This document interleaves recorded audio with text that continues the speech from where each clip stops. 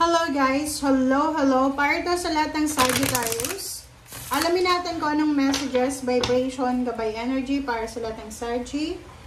Ano ba ang message? Ano ba ang energy na para sa yung lahat Sagittarius? Oh, sorry.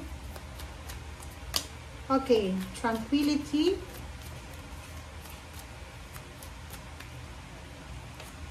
Okay. Gift. Wow.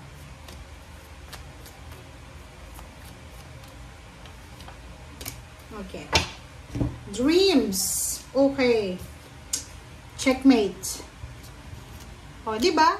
So, ang makikita mo dito, kung maalala mo yung reading natin last few days ago, marami kang mga choices and option na gustong gawin or parang hinaharap ka ng universe sa mga choices and option.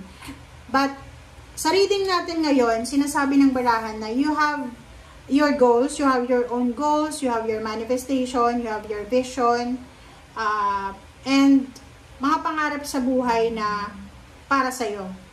So, kung makikita mo dito, meron ditong snake, diba? Diba? Yung snake na yan, nakapulupot sa leg mo. Pero yung isang leg mo, free siya to move. So, sinasabi ng baraha, mag-iingat ka, you need to be careful, Sagittarius, sa mga tao na medyo sneaky person sila.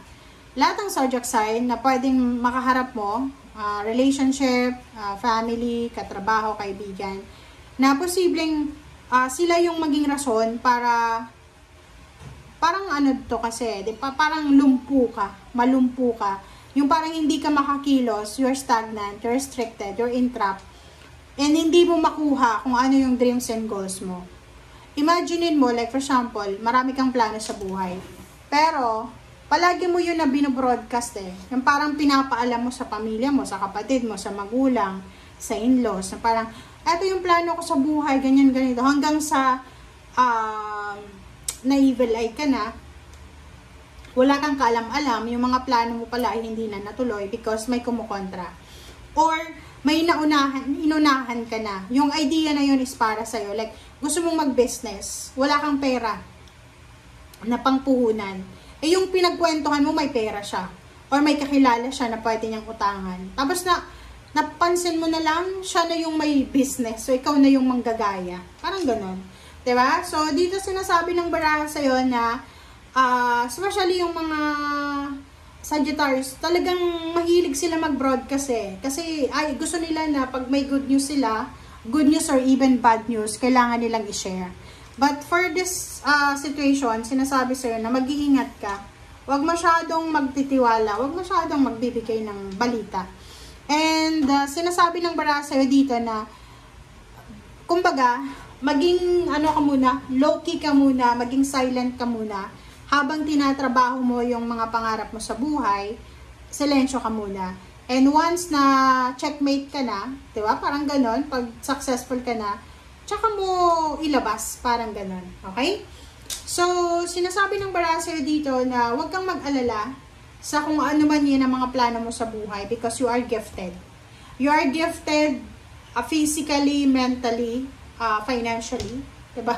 Financially, ano yun? Hindi naman ibig sabihin na gifted ka na pinanganak kang mayaman. Hindi. You are gifted, meaning, kaya mong maghanap ng trabaho sa kahit saang lugar. Kahit saan ka ilagay, para kang damo, natutubo at tutubo ka. Okay.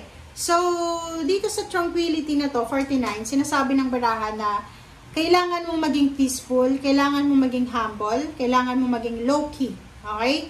Yun yung magiging diskarte mo sa ngayon na sinasabi ng baraha, hanggat hindi ka pa sigurado, wag mong i-broadcast. Hanggat hindi pa sure na sure, wag nang ibabalita. Okay, pag checkmate ka na, ganun, dun mo na ilabas. Kung ano yan na bomba na yan, good news na yan na gusto mong ipamahagi. Okay. Okay, so dito sa barahang to, sinasabi ng barahan na is 55.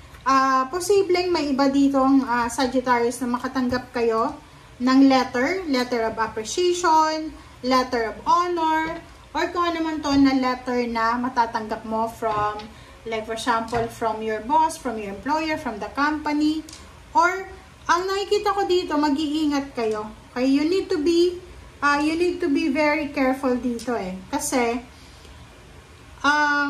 yun, ingat-ingat ka. Kaya nga 'di ba, sabi ko sa iyo for the past few months na mag-iingat kayo kasi posibleng kayo ay mapagbintangan na nagnakaw.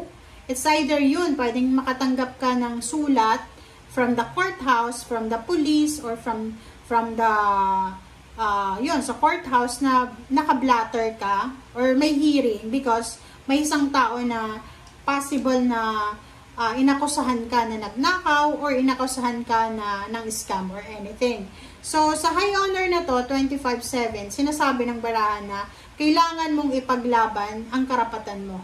Okay? Kung alam mo na nadedehado ka, alam mo na napagbibintangan ka lang, ipaglaban mo. Okay? So, yun ang next card natin dito. Okay.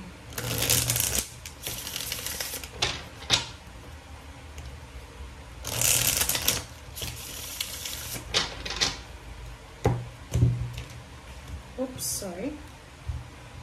Okay, 10 of Pentacles and Queen of Pentacles. Okay, yung 10 of Pentacles and Queen of Pentacles na yan, sinasabi ng baraha sa'yo dito na posibleng lump sum of money to. Yun, sinasabi ng baraha sa'yo dito na ihanda mong sarili mo, Sagittarius, because meron ditong kumbaga pagkakataon or possibilities na ibigay sa iyo ang universe na pwede kang maging mayaman, pwede kang maging stable financially. But ang sinasabi din ng barakang ito, mag-iingat ka nga kasi yun, pwedeng yung mga kagustuhan nyo sa buhay, financial, ay maging mitya yan ng problema or pwedeng maging source yan ng entrapment. So, atong 8 of Swords na to is entrapment, 3 of Swords. So, sinasabi ng baraha sa'yo dito na kailangan mong maging humble, kailangan mong maging low-key, kailangan mong maging kontento sa kung ano yung meron ka, lalo na sa usaping pera.